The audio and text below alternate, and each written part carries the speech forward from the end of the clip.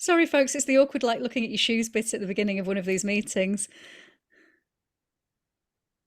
I can't hear you, Katie, but I don't know if that's because you're not speaking. That's fine. I was just going to say, I was just going to see if anyone else was coming, but I think we can probably just make a start. That's absolutely fine.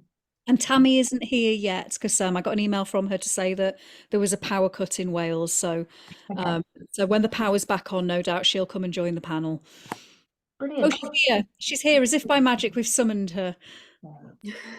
Okay, so I might leave you in peace, but have a wonderful session, everybody, and hopefully see you all soon. Best well, Kath.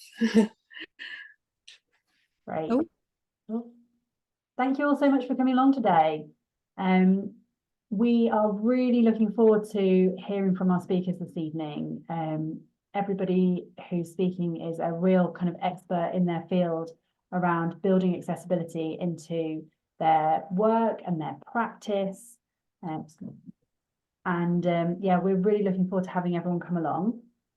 Just before we get started, I just wanted to let everybody know that we're just in the process of finalising the rest of the masterclass series. So I will be following up tomorrow after the session, and I'll send through a list of all of the confirmed masterclasses for the rest of the year, which is really exciting.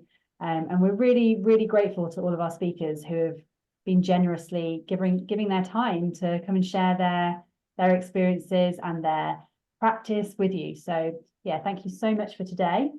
I'm going to hand over to Katie, who's kindly offered to facilitate this session for us, all around permaculture and how to build accessibility into our practice and into our work. So thank you so much, Katie, for this. I really, really appreciate it. Do you want me to introduce the speakers first?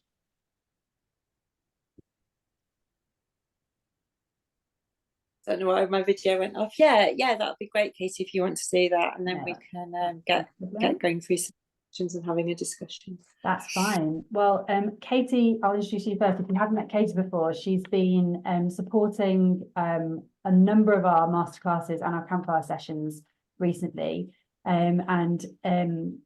Katie has a specialism in making permaculture accessible for people with disabilities and chronic illness. She's also a diploma tutor, and yeah, it's just been a fantastic support for both the association and for our members in the kind of practice, an expert in many fields. So we're really grateful to have Katie here this afternoon. Tammi has also just joined us. Tammi is a permaculture educator and a trustee of the Permaculture Association as well. And Tammi has developed courses that support neurodivergent leaders and runs inclusive permaculture spaces at UK festivals. You may have seen her at one of our Festival of Permacultures, but also at the Green Gathering and many other sites throughout the summer. And Tammi also leads our Permaculture Association subcommittee group on JEDI. JEDI stands for Justice, Equity, Disability, Accessibility and Inclusion. And she helps facilitate that group so that we can embed practices within the organisation, and we can help spread that information out to our members as well. Chikara is here today, specialises in human identity research and application, predominantly in sectors related to conflict transformation, community cohesion and education. Thank you so much for coming along today. We're really looking forward to hearing from you. And lastly, but not least, Suzie is a community engagement leader and permaculture educator with over 30 years of experience, and will share her insights in intersectionality and developing programs for marginalised learners. So it promises to be a really, really incredible and interesting session. So I just want to say thank you, everybody, for coming along. We are recording the session. This will be available on our video library, and I'll be sending it out by email as well. And I'll hand over to Katie, who's going to introduce and facilitate the session today. So thank you so much. Yeah, thank you, Katie. So many Katies on the call. And Kit and Katie, yeah, similar names. Yeah, so hi everybody. It's really, really good to be here. Yeah, and fun. Yeah, really great topic for discussion as well. How we're gonna do this is the four of us on the panel. We've got some questions that have been submitted and suggested to us, so we're going to work through some of those in quite a kind of fluid, organic kind of a way, and hopefully a discussion as well as perhaps including some other questions in there as they come up as well. We've got about 40 minutes to do that. And then there's going to be time for everybody else in the room or in the Zoom room on the Zoom to ask questions to the panel as well afterwards. So, and there will be kind of 15-20 minutes for that as well. Yeah, just a couple of things yeah, about that really, and just to kind of yeah, just a little bit of kind of comfort measures really. If anybody just needs to go, including any of us panelists, if we need to go for any reason, something happens or just need to get a drink or anything like that, that's totally fine. If I'm asking a question that you know, any of us don't want to answer or just don't want to mention, you know, input on that time, it's totally fine just to say pass or, you know, don't want to respond to that this time or whatever. That's totally fine as well. There's no pressure whatsoever, even amongst us kind of for panelists that are going to be engaging in the discussion. So yeah, just wanted to say that. So yeah, but if there's any questions, feel free to put them in the chat, especially any questions that, you know, might come to you but actually would be useful to look at the end of our conversation as well. And also if anybody wants to include any links in the chat or anything like that, just pop them in there as well. Yeah, I think we're good to go. I've got some of the questions on my phone here, so I'm going to be looking down sometimes. So if I'm looking down, it's not because I've kind of switched off or not interested. I'm just looking at a different screen. Just from kind of my access point of view, I can, especially at this time of day, I can start to trip over my words a little bit sometimes and lose my thought trail. So if that happens, it's quite normal for me. You don't need to feel awkward for me. It's just one of those things, especially kind of as the day goes along. And I've been doing quite a lot of work today, so my brain is a little bit slow, but we'll be good. We'll all be good. So the first question we've got on my list, and for all of us really, if we want to answer, so what is our key area of interest or expertise with regards to accessibility, and what motivates us to get involved with this work, or what motivated us in the start to get involved with this work? So what is your key area of interest or expertise with regards to accessibility, and what motivated you to get involved with this work? Does anybody want to get started with that question? To us panelists. Oh yeah, you know, I'm not shy in coming forward, aren't I? So anybody, right, just before I answer the question, if anybody needs to put the captions on, you should just be able to do it on the bottom of your screen on the dashboard. Oh hello, gosh, I've just gone really big. Whoa, I don't like it. So what am I trying to say? I'm autistic, and I've already forgotten the question. Katie, remind me, I'm so sorry. I will do, that's totally fine. What is your key area of interest or expertise with regards to accessibility? And then what motivated you to get involved with this work? So that's two questions. Let's just go with the first question first. Well, let's go with the first question. Yeah. So for me, it's lived experience. So I'm on the autistic spectrum with a side sprinkling of ADHD, which, you know, is always a interesting intersection in itself. But over the last 6 years, I've had to learn to walk again after some pretty dodgy surgery, and I have Ehlers-Danlos syndrome, so I'm hypermobile and currently have a dislocated coccyx. So I have a whole heap of stuff going on, but in the best permaculture way, we turn problems into solutions, and now this directs my work. And it's great because by using that, by using, problem equals solution, I've opened up a massive network of all you wonderful, glorious educators, leaders, learners, and I just feel so supported and nourished. So why wouldn't I be doing this work? It's brilliant. And the second question, Katie, remind me, I'm also a bit tired. I've been working a lot today. So the second question, Tammi, the second part of this question was, what motivated you to get involved with this work? But I think you've kind of answered. Oh, pure already. selfishness, sweetheart. Pure selfishness. Yourself? Yeah. There's more. There's loads of us out there. Let's lift each other up. That's why we're here. Raise each other up. Yeah. Nice. Let's hear from somebody else. Yeah, thanks, Tammi. Yeah, Chikara, do you want to have a go at that question?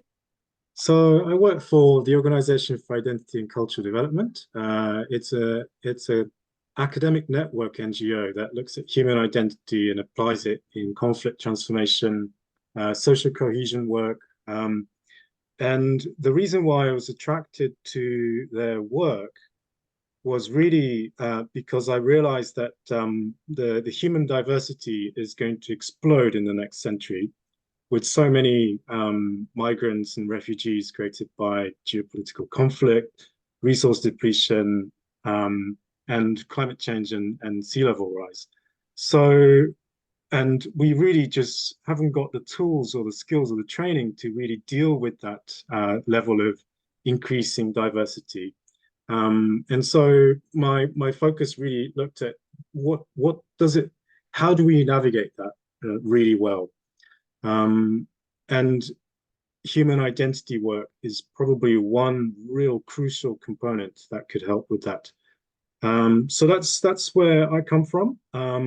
My background is as an educator, primary school teacher, and my core work has been really to translate some of this work that was developed for conflict transformation and bring it to community development level and then to education for children that allows the teachers to then apply it in context. So that's where I come from. And I think some of the motivations were sort of folded in there. That's okay. Yeah, thanks, Chikara. That makes a lot of sense. Thank you. Yeah. Suzie, is there anything you want to say about where you're coming from in this topic? I do, but I'm also going to, I think the word might be pivot your question, because we're just beginning, and because of, not knowing, I can see other people in the room, and it's not webinar style where the audience is invisible. And so I thought I'd actually take my answer time to share a thing that I use now in a lot of different places. That's a reading of an inclusive community welcome, and it's constantly changing and adapting. And it came from the lineage, if you like, is the woman who worked with Joanna Macy from the Work That Reconnects, a woman called Anne, who came to our permaculture farm in Ireland a few years back to run a Work That Reconnects workshop, and she brought with her this welcome, and it's from a working document that they update all the time from their intentional community in Oakland in California, in San Francisco, from Canticle Farm. And so I then adapted it for Ireland, which I should say is where I'm dialing in from. And so if it's all right, I'm going to do a speed read of this, but it's just to welcome everybody and also just to frame what we're talking about in a slightly different way. So we would like to welcome, and we being, I think, those that have invited me here and those that are here, our presence here is full human beings, our bodies of all shapes and sizes, all abilities and sensory perceptions, those living with a chronic medical condition, visible or invisible, labeled or unlabeled, those with a dis-ease or other health and well-being challenges, those with neurodiverse and neurotypical, creative, patterning, linear, visual, logical, heart and gut intelligences, and other diversities of the human mind. We welcome our families, genetic and otherwise, that are within us, that have formed us, those that are dear to us, and our ancestors that have died, and the future ones that come after us.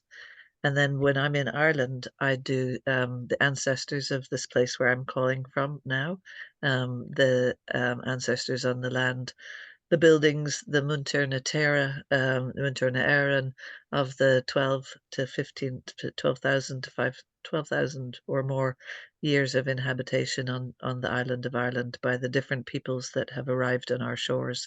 The ancient peoples that created the Cé de Fields, Newgrange, the travellers, the Celtic nations, the wild clatter of folk from Highland and Lowland, Cornish, Breton, ancient relatives in Sardinia and Basque and Welsh and Manx, and Germanic tribes and West Norwegian Vikings, and now all the new Irish from Eastern Europe, Africa, Asia, the Americas, Middle East, and all that are coming to these islands who now live north, south, east, and west, and all the languages spoken here. And we honor each other through the work that we're all undertaking. And then I've got a bit more. The people on all parts of the continuum of gender identity, sexual and other forms of expression, lesbian, gay, bisexual, heterosexual, transgender, gender fluid, non-binary, genderqueer, and two-spirit people, and all other queer folk, the sexually active, the celibate, and to everyone for whom those labels don't apply or that you don't understand. People of all ages, those about to be born, the voices of small children that might be around us, or cats, as I noticed, all elder bodies, all pregnant bodies, all menstruating bodies, all transitioning bodies, our cycles are welcomed here. And then people who identify as activists and those that don't, believers, non-believers, mystics and seekers of all kinds, who practice a spiritual path, and those who don't, and those who remember the old ways, all ancient and enduring earth-honored traditions, those who are wild creatures who listen to the land and the other than human world, those we are connected to or support us to be here right now, today. And our emotions, joy and fear and grief and contentment and disappointment, surprise and outrage, anger and all else that throws through us. We welcome all the plants and green things around us, the grasses, the herbs, the flowers, the ferns, the shrubs, the trees, oak, ash, rowan, willow, Scots pine, firs, hazel, blackthorn, crabapple, birch, alder, yew, the growing things in the mountains, the bogs, the valleys, the rivers, the lakes, and on and under our shores, our plant companions, the mushrooms, the fungi that enrich and hold our soil and decompose all bodies to enhance the earth, we welcome. And then all beings that inhabit the earth, human or otherwise, the two-legged, the four-legged, the winged, the finned, those that walk and fly and crawl above and below. And then all the different non-material, invisible energies around us that some call energies of earth or nature spirits, or here in Ireland, Sheog and Shifra of this place, the wild sun, rain that washes through our forests, and this particular place that we've all journeyed to be in our virtual world, whether you're sitting somewhere that's still intact or wild or domesticated or paved. We welcome you all who are passing through, and by the names of the place you're in, or the place that were given to that place by the native peoples of it. And that's that in a way introduces me better than me introducing me, because that's things I've explored and tried to learn and tried to and it taps into some of the things that our two people who've already spoke about, including all the migrants and all the diversities of mind. And I'm from originally Northern Ireland, so I also resonate with the work of identity and human conflict, and all the ways that we can work together to try to live in the times that we live in. So that's all for now for me. There's plenty. Thank you, Suzie. That definition was absolutely beautiful. Can you is that shareable anywhere? Is it? It is, yeah. I'm going to share Yeah. I'll share the original because that's where I credit it, you know, Yeah. and then people can, like, as you can tell, I made it for Ireland and for words Yeah. that, you know, make sense, but the original I'll put in the chat. Yeah, brilliant. Thank you so much. That was beautiful. So beautiful to hear. Yeah, so I will introduce myself a little bit more and my work. Where to start? I guess a little bit like Tammi. A lot of my work in permaculture comes from lived experience. However, when I first started kind of using permaculture in a structured way, after my first permaculture design course in 2011, I did that with Patrick Whitefield. And I was a farmer at the time. I thought I would be using permaculture design extensively within my farming work, and it would probably stop there. After my PDC, I realised that wasn't going to be the case, and like permaculture was just huge, and it was going to be impacting on loads of different stuff in my life, in addition to farming. So another role I had at the time I was farming, for 20 years I was farming, was that I was a carer, an unpaid carer for my now ex-partner's parents, and also a couple of my family members as well. And I started using permaculture in my role as a carer for them, but also for them with their with some of their disabilities and some of their kind of changed needs, and just how they were approaching becoming more frail towards the end of their life. So I really started to see how permaculture could really impact positively on their lives, but also about some of the barriers to them being able to access permaculture, even through me, because of the kind of understanding. Sorry, you're not pinned, so nobody can see you while you're speaking. Sorry, I didn't mean to interrupt you, but no one. You're on mute, love. Sorry, you're spotlighted now, Katie. You just need to unmute. Yeah. That's fine. Yeah, could nobody hear Kit? Could you not hear me at all during that? We could hear you. You just weren't spotlighted. You weren't. Yeah, no. Okay. People couldn't see you, and it was disrupting some people. So. Okay, no, that's totally fine. Yeah, it's hopefully things should be okay now. Thanks for that, Kit. Cheers. Yeah, so there, you know, I kind of started to be aware of some kind of access issues there, just because of representation really in permaculture. The permaculture I was able to learn about wasn't really including some of the people that I was supporting and using permaculture to support them. And then another role of mine at the time was that I was a specialist palliative care nurse. I worked with people facing the end of their life, coming towards the end of their life, in a professional capacity as well.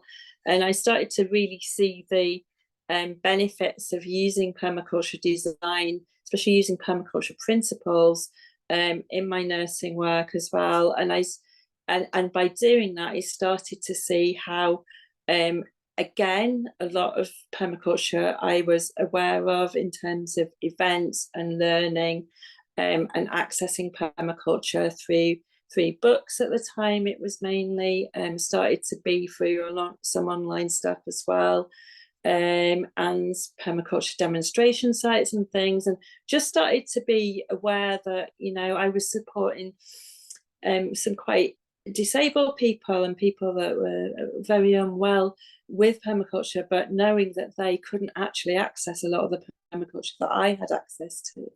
So that's kind of where some of my initial awareness really about accessing and whether who could access permaculture came from.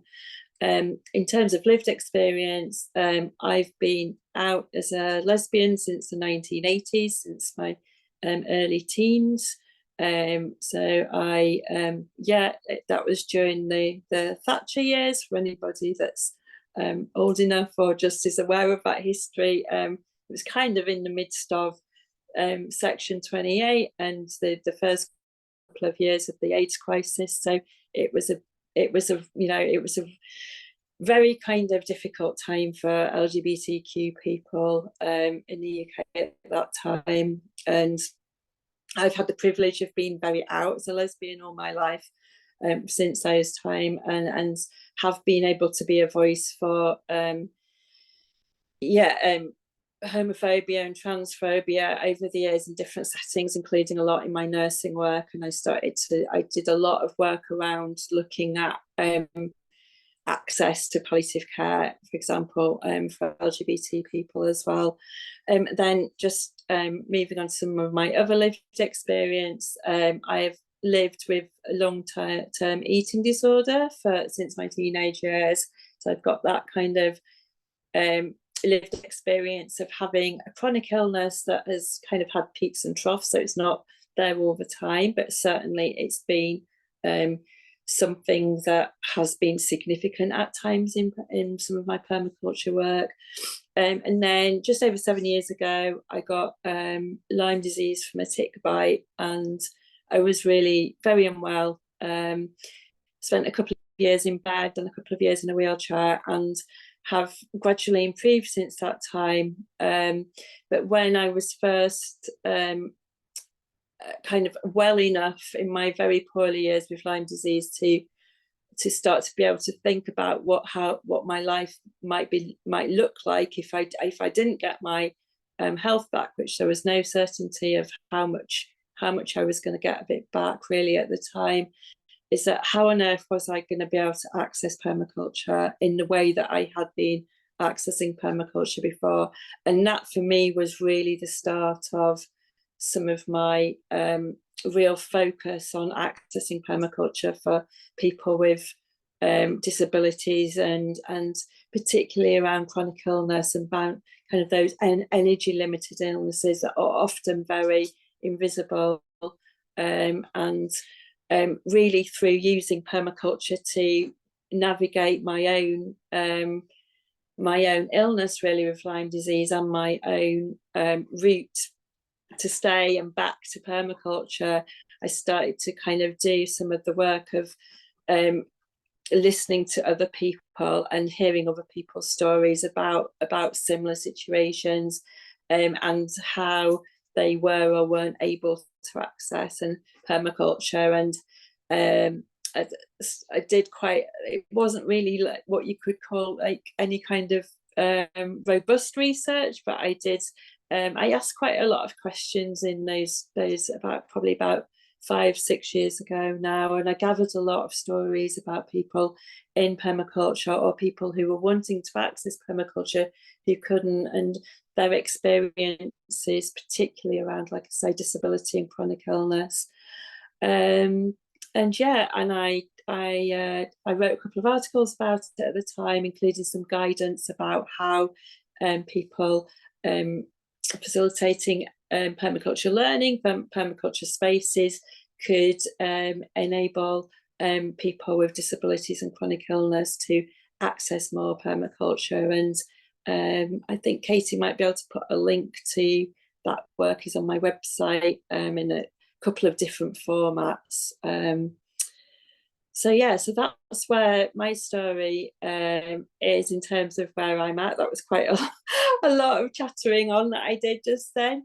And in terms of my work now, I am a permaculture educator still. I still have some significant disability really through Lyme disease in particular, although it's my illness has my disability has lessened over the years, and I'm certainly able to do a lot more in terms of just living my life, and including permaculture work in that in the last year in particular.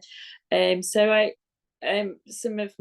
developed some creative work as a response to being very poorly with the Lyme disease, and I've created a lot of illustration work that I've used in my permaculture educator work, and certainly it's those illustrations are kind of like what I call everyday permaculture really. So it's about one of my big passions now in my permaculture work is about enabling people that wouldn't normally be able to access permaculture to access it, and enabling people to be able to kind of see how they can use permaculture in everyday situations. And certainly my illustrations, one of the functions of it is to be as inclusive as possible. So some of the people in my illustrations, you know, some of them are wheelchair users, some of them, you know, have different coloured skin, some of them are kind of obviously queer presenting, young people, elderly people. I've got some representations of people who are doing permaculture from being in bed all the time, because that's where their, you know, their illness means that they're spending most of their time. So and as my health has improved, I've been able to do kind of more in-person educator work around some of those issues and around inclusivity in permaculture. Again, alongside my permaculture work as a diploma tutor, as assessment tutor, quite a few of my apprentices have chronic illness, have disabilities, have quite often that intersectionality that Suzie was talking about as well. Yeah, I think I'm going to stop there. I've talked loads there, so I'm going to stop and let everybody just have a break from my voice. But that's some of the ways that I'm connecting with this kind of big, exciting topic around accessing permaculture. I think we're at a really, it feels like quite an exciting time, but we're even having this session now, these conversations, fills me with an awful lot of hope. So that's me. I'm gonna move on to another question now for us in the panel. Just to remind anybody, if you've got any questions, any comments about anything that any of us are saying, pop things in the chat, and then when we finish discussing as a panel, we can get to those questions again as well. So I'm going to move on to another question. So the next one I've got here is let's go on to let's look at something that's kind of solutions focused or alternative ways of doing things focused. So what are some of the big successes you've achieved through your accessibility work, and how did you achieve them? So just to break that question down again, what are some of the big successes that we, or you as another panelist, have achieved through your accessibility work, and then how did you achieve them? Tammi, do you want to go for this, or you up for it? Why not? So I'll just ask that first part of the question again, Tammi, for you. So what are some of the big successes, or some of any successes that you've achieved through your work in accessibility in permaculture? Okay, so I've just run what I think is the first intro to permaculture for people with neurodiversity. So I teach permaculture, and always say, please, we come with who we are and what we are. But in the process of doing that, I've noticed more and more people, particularly with ADHD, but so many more people willing to name their neurodiversity. So if we just stick with neurodiversity just for a minute and bear with me. And it seems the more that we're willing to name our neurodiversities, even, everything from dyslexia. Both my partner and my youngest are dyslexic and have huge challenges. And when there's something else going on, or some other neurodivergency that they live with, so son is dyslexic, ADHD, partner is autistic, dyslexic, I'm hyperlexic, which is a different thing altogether, with mainly autism and a smattering of ADHD. So, we've got all the acronyms going on.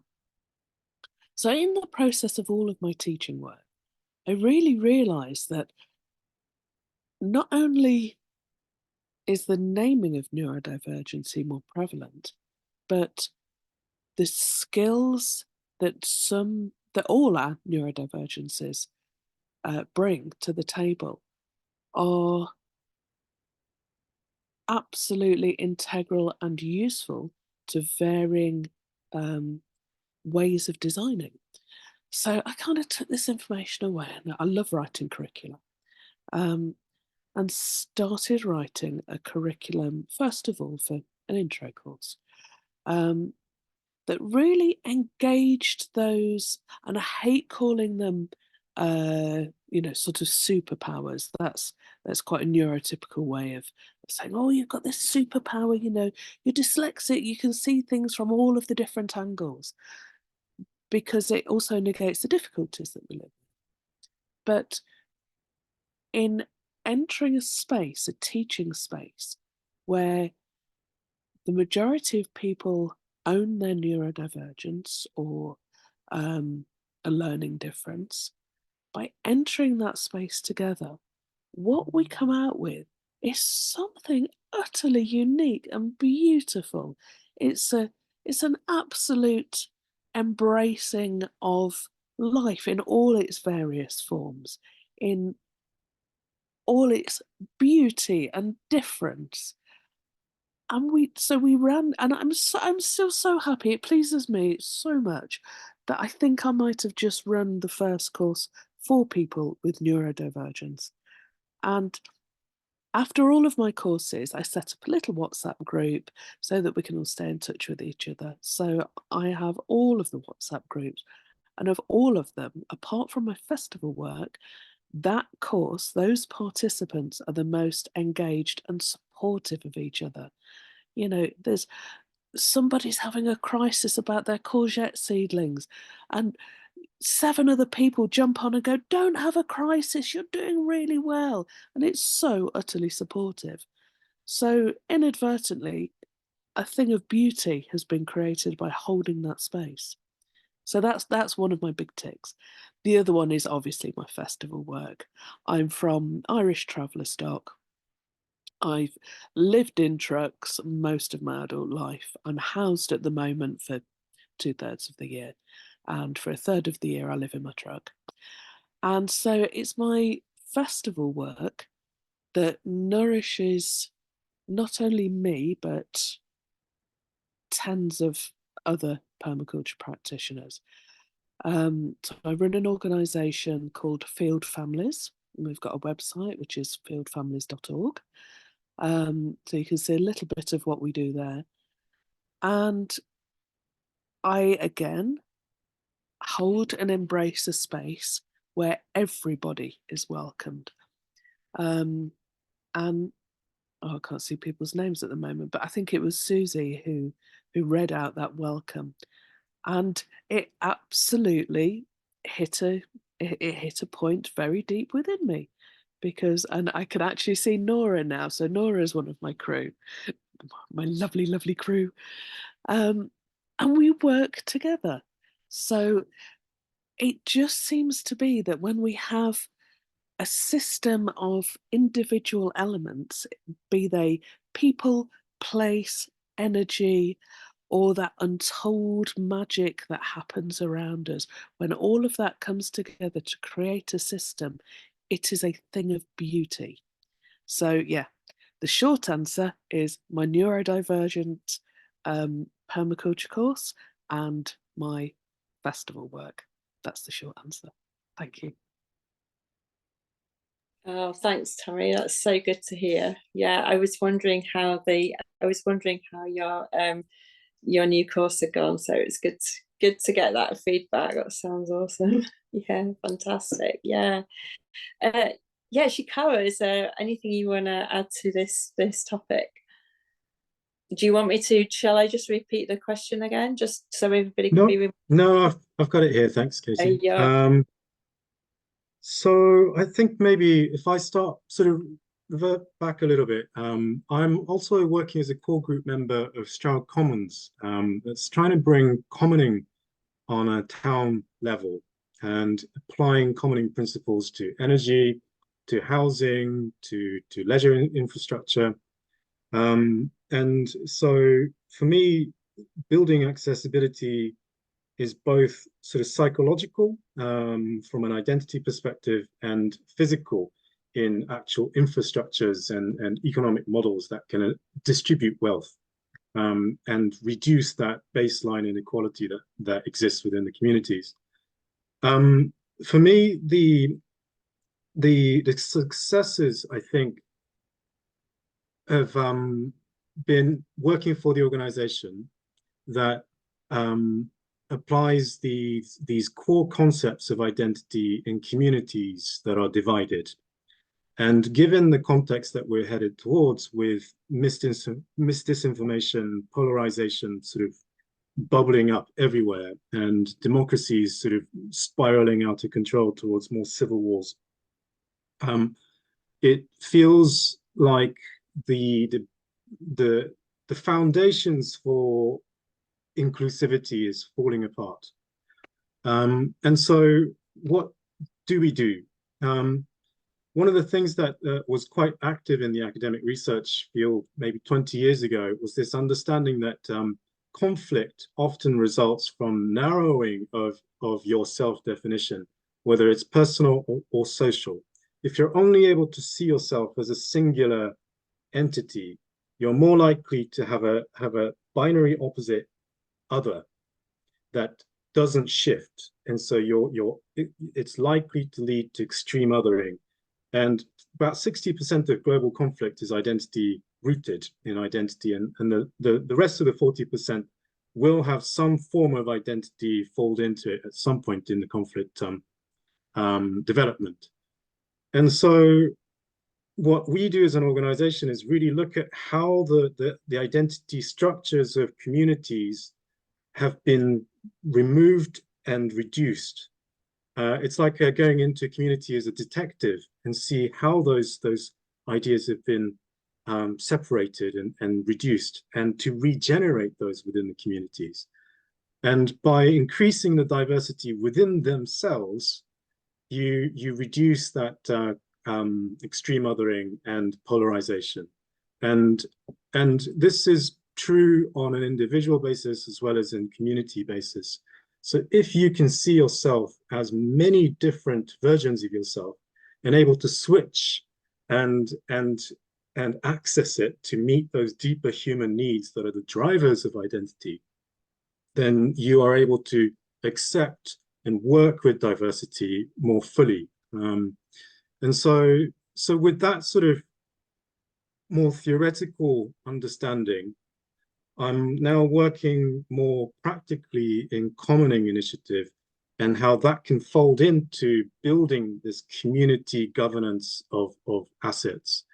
And without that identity, it will fall apart, given the things that are stacked up against us. And so it's, I think the combination of the two is probably my most, I would say, successful marrying of my career, sort of navigating, just trying to find solutions. Yeah, excited to be sort of working on something that I'll probably continue to do for the next 20 years. Yeah. How? I think that probably cover the how as well. So. Yeah, no, that's yeah, that sounds amazing. Super interesting as well. Yeah, thank you, Chikara.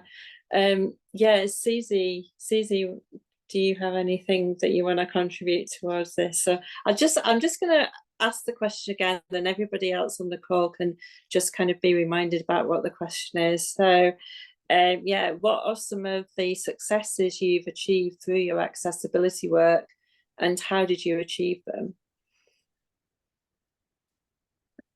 Yeah, I'm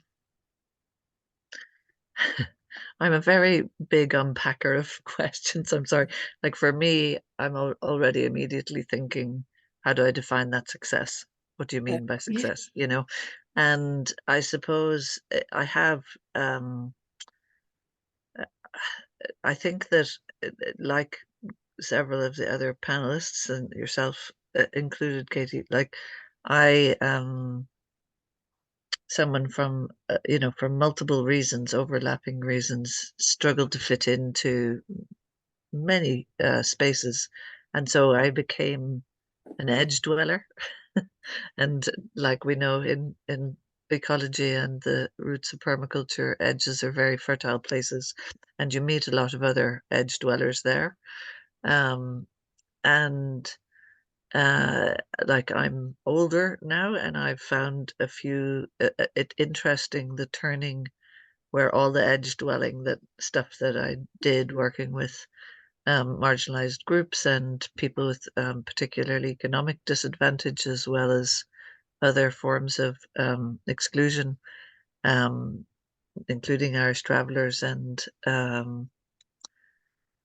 I suppose people that fall into the SDG definition of farthest behind the so-called, mainstream.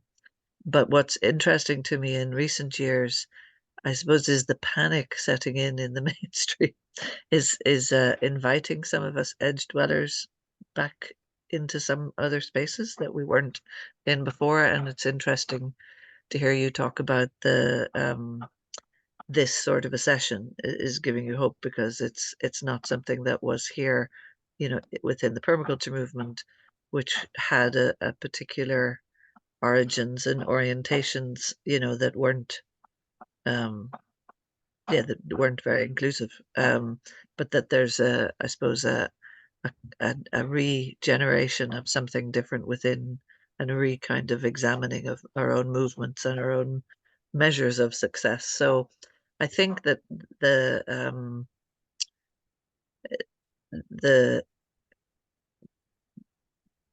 different type of way of looking at the world, that diversity, that it's helpful, and I think it's similar to what Chikara is talking about, that you'd be heartened maybe to know that after 25 years of the peace agreement in Northern Ireland, I was doing a lot of work. I do a lot of work.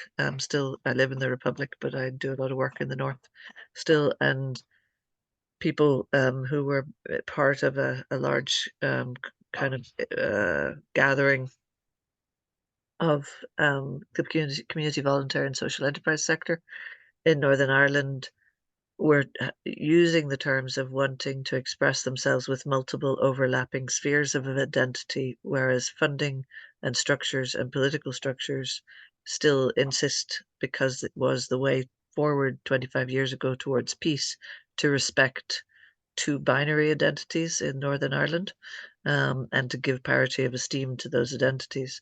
But actually, more and more people in Northern Ireland are in that space of diversity. And I think that what I've enjoyed in sharing connection to the other than human world and the ecosystem understanding, that's the foundation of what we call permaculture, and what ancient indigenous peoples had other names for.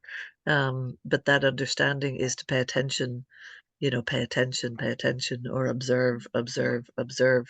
And that observation, as it deepens, of the natural world, throws back at you diversity, in the observation, and the inclusion of that in permaculture designs. The more diversity that you can,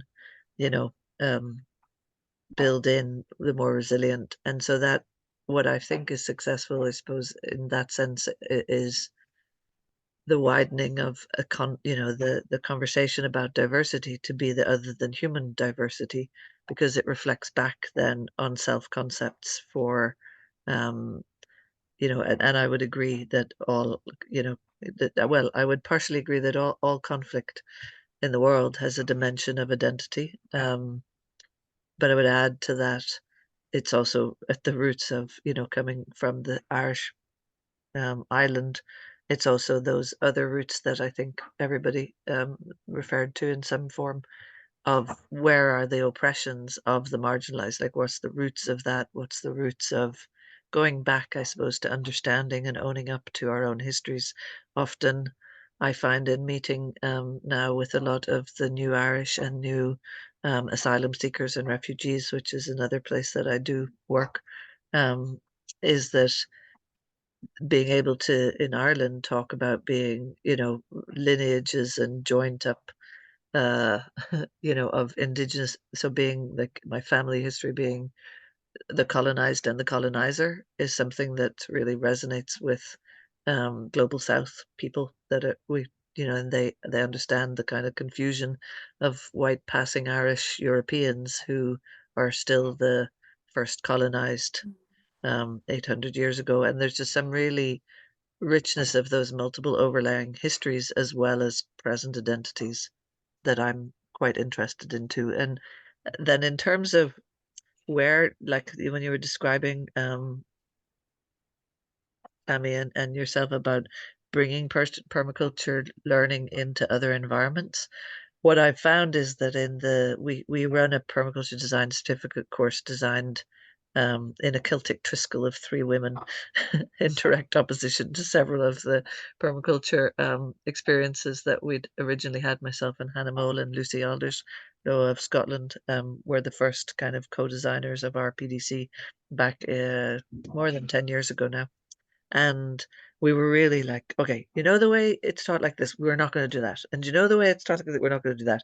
And it was, I remember being kind of maybe 6 months in, maybe not as much as that, 6 to 8 weeks into those meetings and discussions, going, okay, now we've got to stop talking about what it isn't going to be and start talking about what it is going to be. And what really we dialed up and what feedback we get from our participants is we dialed up the people care dimensions, that people understood the earth care and to some degree the fair share, but they definitely, not in the way that we walked our own talk in our own courses.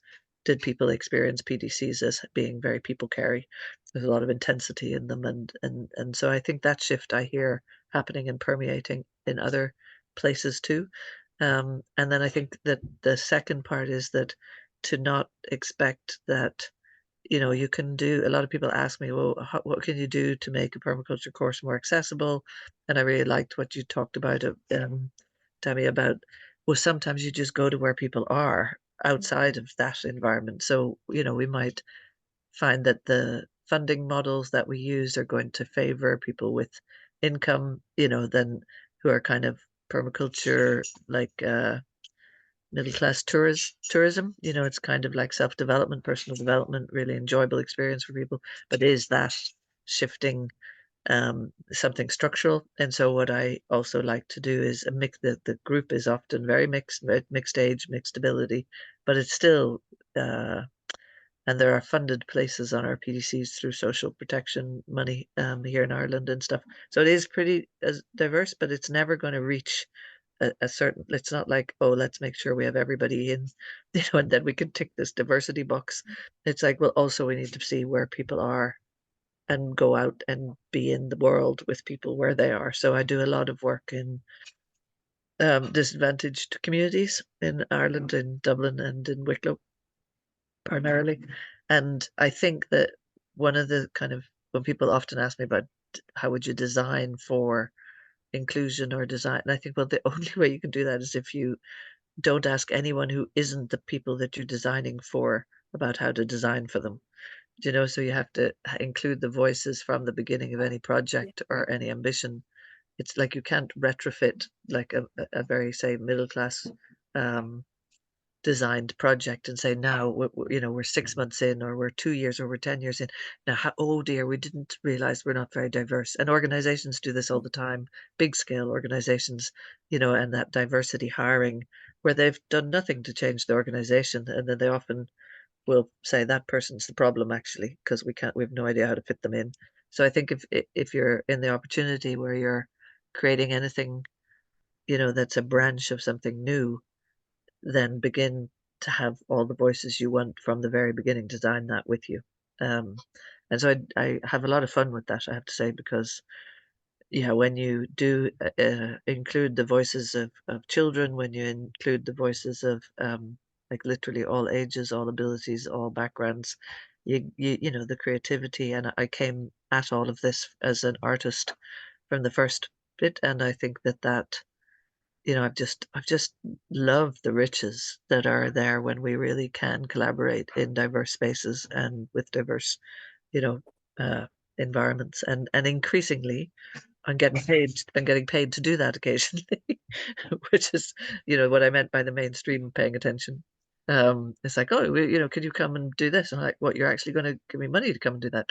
You know, like, and I don't mean just a little bit, you know, there's like budgets, and so there's some of the ambition of what we can do, and I've been able to do some really nice projects in urban spaces in Dublin that I definitely, you know, 10 years ago would have been too weird, too arty, too hippie, too permy, too something else, you know. One of those things on the edge. So I suppose if that's my definition of success, it's that we're not staying in our own silos. We're finding other places, you know, to be, and bringing everybody in and figuring out how and I suppose just to say that my growing up in Northern Ireland informed me very early on about the dangers of polarity. And so I have been aware of that and vigilant to that and those prejudices, and naming them and talking about them. And we all hold them, and all our unconscious biases, and how we work with that and get along together. And gardens and spaces and art spaces, they are great places to allow. And they're, you know, in Northern Ireland, huge amounts of the work of conflict resolution has happened through arts and gardens, like huge amounts of it. So we have to sometimes just remember we know stuff that's good. Keep doing it. Don't reinvent. Just keep doing it. We work in Belfast, in Shankill Road, and we partner with UNESCO to deliver sort of art-based identity community development. So yeah, I can definitely resonate with that.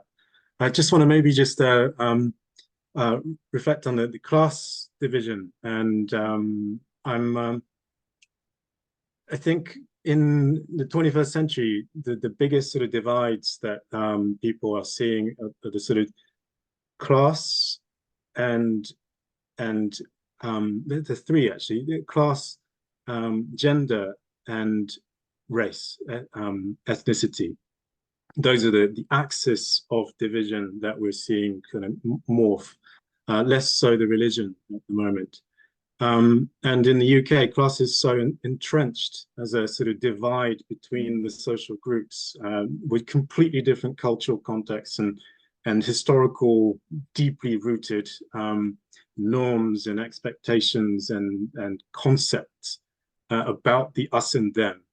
And I think permaculture firmly has up until now fitted in the middle class, in the language, in its delivery, and that was one of the things that I moved away from permaculture for a little while, and tried to find some other solution.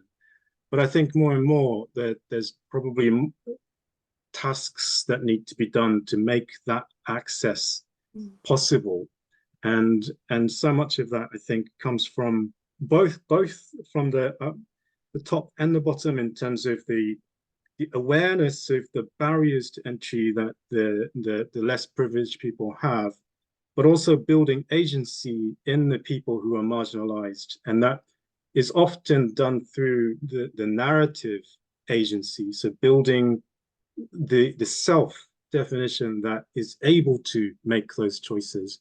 And I think that's quite a sort of interesting combination from my perspective, and I'm really glad that these conversations are happening in permaculture space. Yeah, really excited.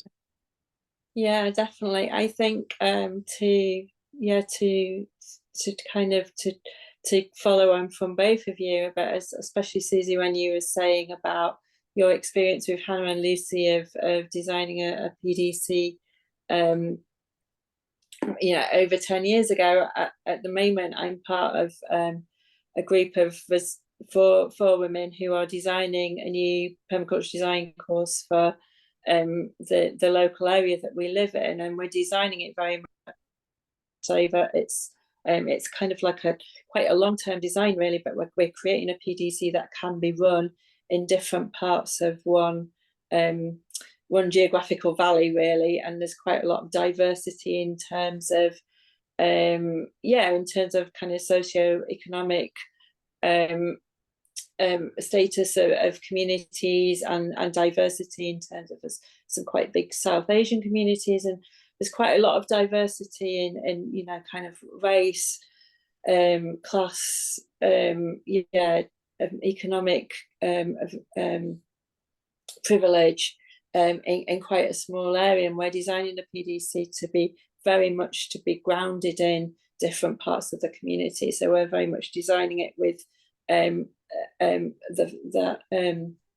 capacity for fundraise, for applying for grants to enable more access for people that don't have the spare monetary income to.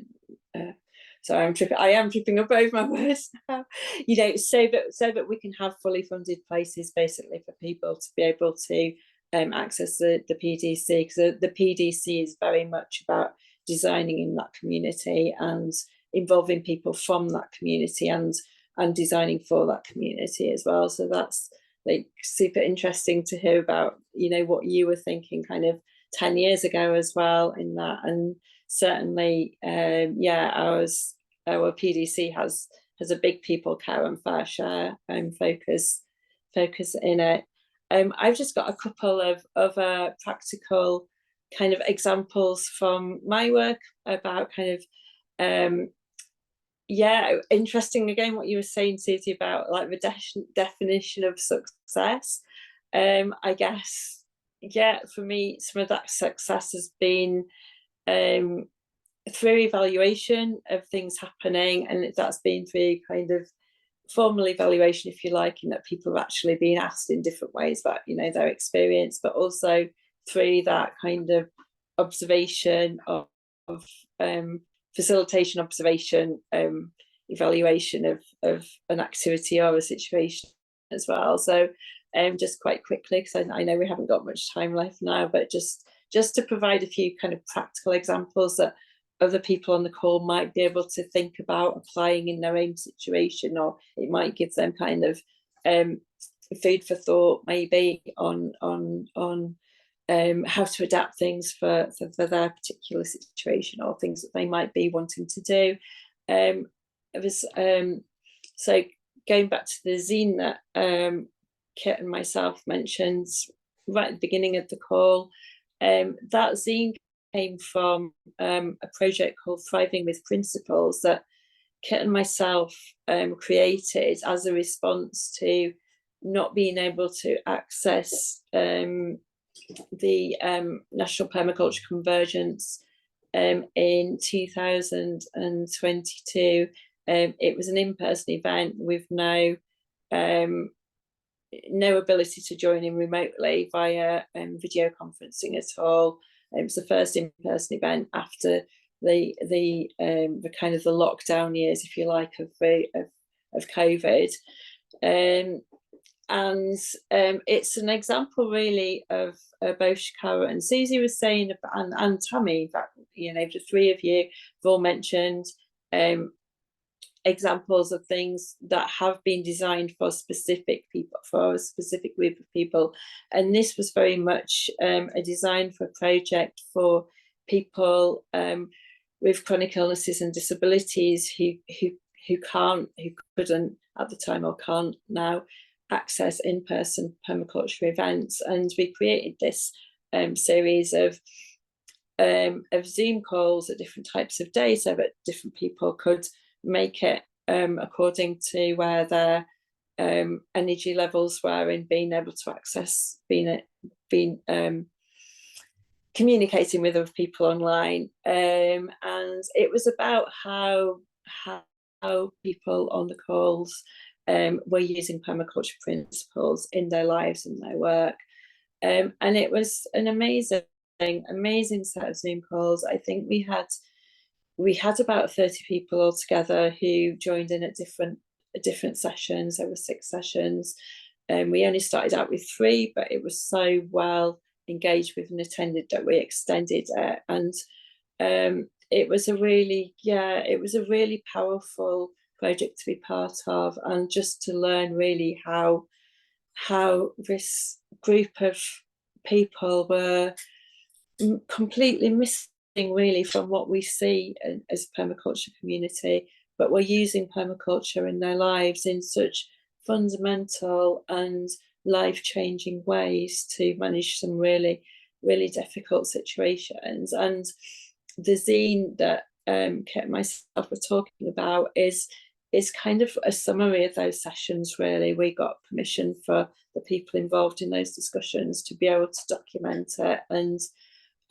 it's, it was an incredibly powerful thing to do. So that was very much about designing a permaculture event for a specific group of people that were completely missing from a national permaculture event. And I know that is replicated so many times at different events.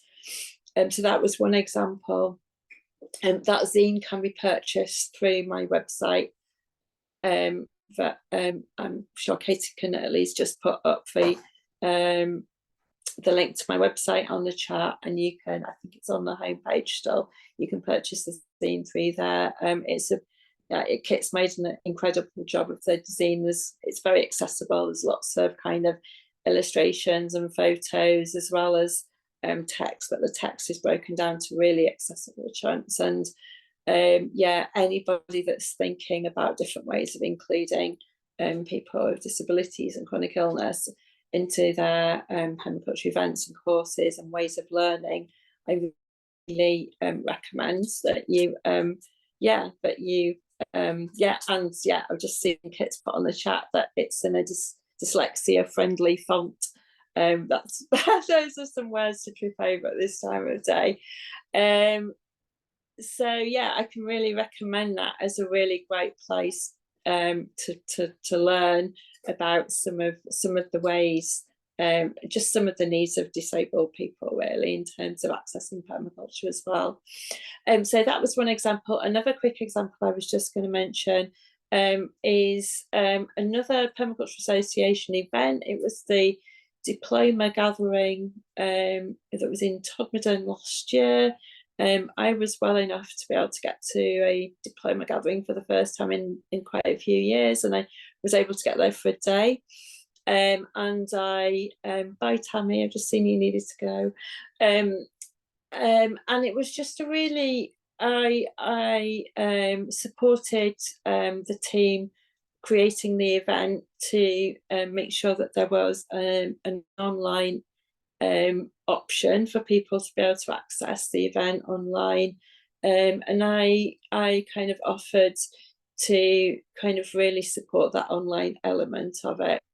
And one part of that worked really well that I have suggested many times now to people is that if you are going to host an event where there are people in the space, but also people are joining in from via Zoom or another video conferencing, and especially if it's an event where people are doing presentations and there's a lot of tech being used, kind of maybe cameras and microphones in the room, and it's maybe a whole series of workshops over different people with different tech, is a really kind of simple practical suggestion of having 3 people that are in the space that are kind of facilitating that tech and facilitating the access to that event, so that you've got somebody actually looking after the tech in the room, so somebody maybe being able to support the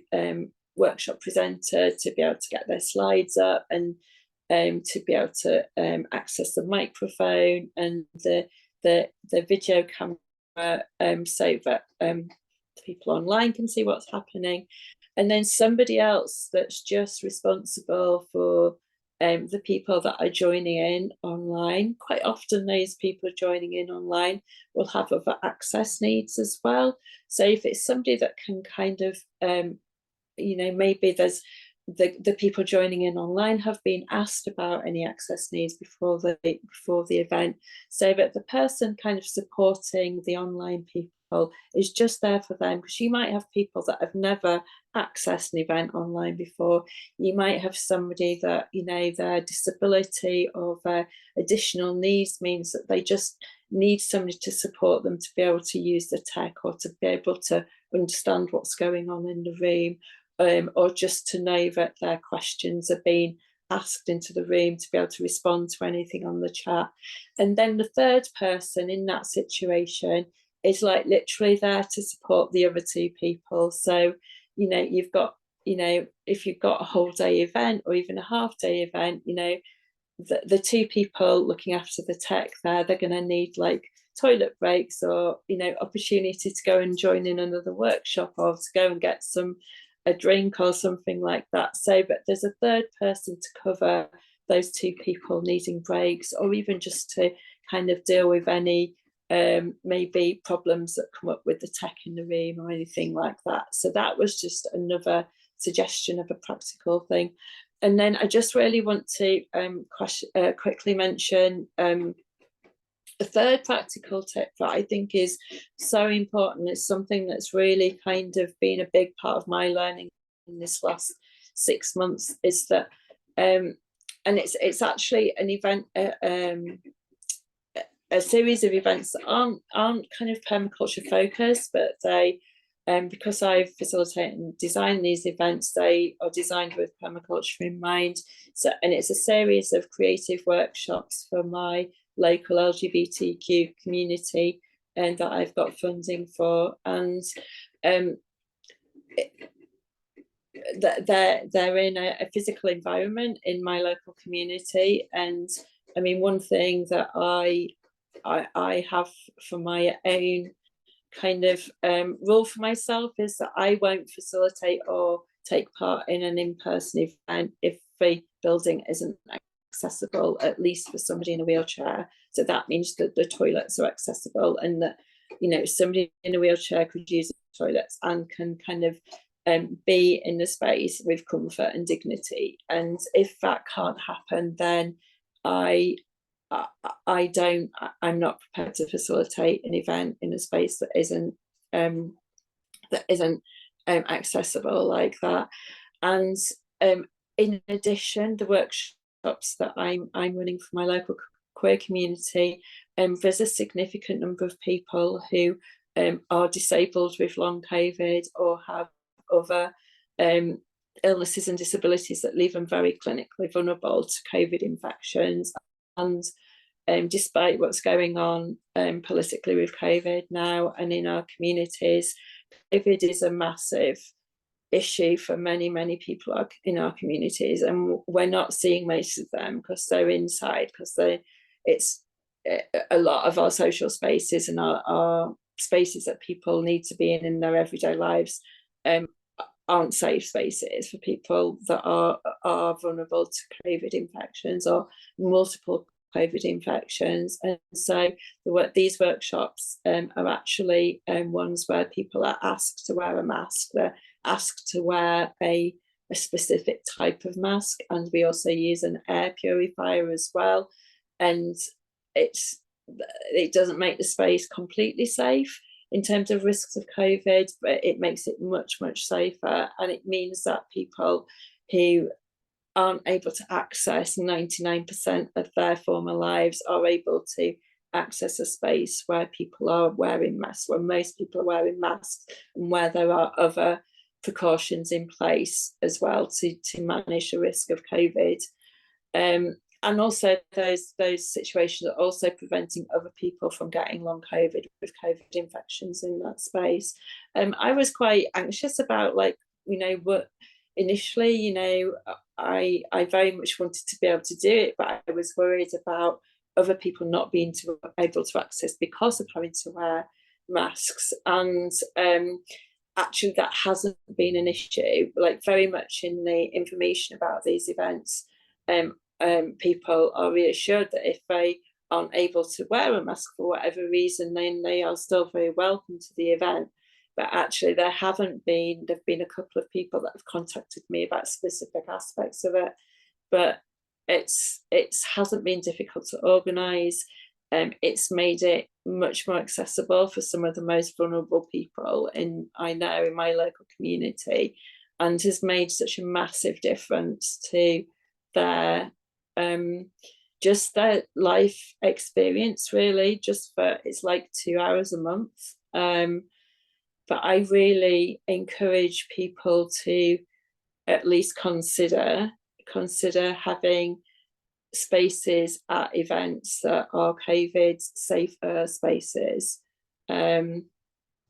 So yeah, I'm sure that there was a lot more I could say about that, but I really wanted to be able to just share that experience of organising and facilitating an event where people are asked to wear masks, and it impacts on things like people being able to have drinks and things, because every time you take a mask off, like the space becomes more of a risk for some people in the space. So a very practical way of doing it is that, like, if anybody has a drink in the workshop, then they're really welcome to, but actually they go outside into the garden to have a drink. And again, that's been really well understood. It's happening. That is the culture of those workshops now. And so yeah, I just wanted to share some of those kind of practical kind of examples of increasing accessibility to permaculture spaces or workshop spaces, learning spaces. There's so much more we could talk about on this topic. It feels like we could do a whole series of these masterclasses just on accessibility, but I'm aware that we've got 10 minutes left now of this session, so I'm going to just open up the space for questions from to the panelists. I know Tammy's had to leave, a few people on the call have had to leave, and that's totally understandable. So if anybody else wants to ask questions, I struggle a little bit to look at the chat at the same time as my screen. So I'm going to ask, come back onto the screen so I can see anybody. And is there any question? Yeah, there is a question come in there from actually even just some of the comments that are good to read maybe as well. That Rebecca saying it's so rare that this kind of COVID protection happens, but so important. And Ellie saying yes, and then those vulnerable people don't get remembered or considered because they're not at events, and because those events aren't safe. It's a vicious circle in terms of representation, perception, and community needs. I would say that's parallel for almost every other aspect of inclusion. And then Aileen's question is, in how far do you think you can ask the majority to adapt to the minority? I'm thinking about language. I live in Catalonia. Yeah, that I'm going to take that question if you like, and I'm sure that I would imagine that the work you did in the Shankill Road, you could also touch on this, because that's an actual question in Northern Ireland too, in relation to parity of esteem, as was written down in the Good Friday Agreement 25 years ago. Was that the Irish language and Scots Gaelic, Scots, not Scots Irish, Ulster Scots, would have parity of esteem, and there's been enormous amounts of discussion about that ever since. And I think it's a great, I think it's a great question, and it slightly relates to the sense of the class question that you were addressing earlier to Chikara, about for me, and I think that I've learned most of this from working with younger people, and it was something that Tammy mentioned about her neurodiverse group before she left, about how that group is the most supportive in the WhatsApp group of each other. Certainly when I'm working with young, more edge-dwelling young people, they've got this language thing down in terms, and they've got this minority majority thing down, because what they're asking essentially is people acknowledge and recognize and state their powers and privileges in every context, so that there's an acknowledgement of that, and that in itself makes anybody in the minority considerably more comfortable, whether or not the language switches, whether or not people will say, okay, I'm going to speak your language now, and I think as English language speakers in the global north, I've done some work with Global South Permaculture Organization, people, and they're very clear about those privileges and our need to acknowledge them. So it's not just within our own communities or our own cultures with where we live.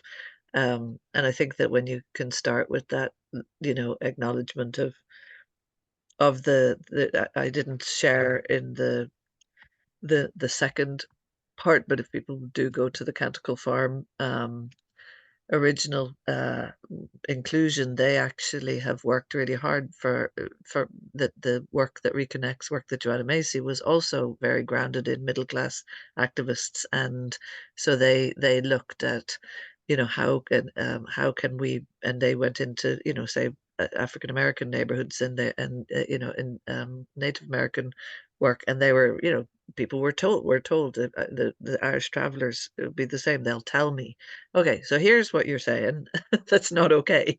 And here's how, you know, and so they've added their own farm acknowledgement and commitment, and they name at the bottom of that welcome, they say, we live in a nation created by enslavement and the genocide of peoples, and the taking of destruction of their lands, and the justification of these acts by the Christian doctrine of discovery, white supremacy, divine rights of kings, and manifest destiny.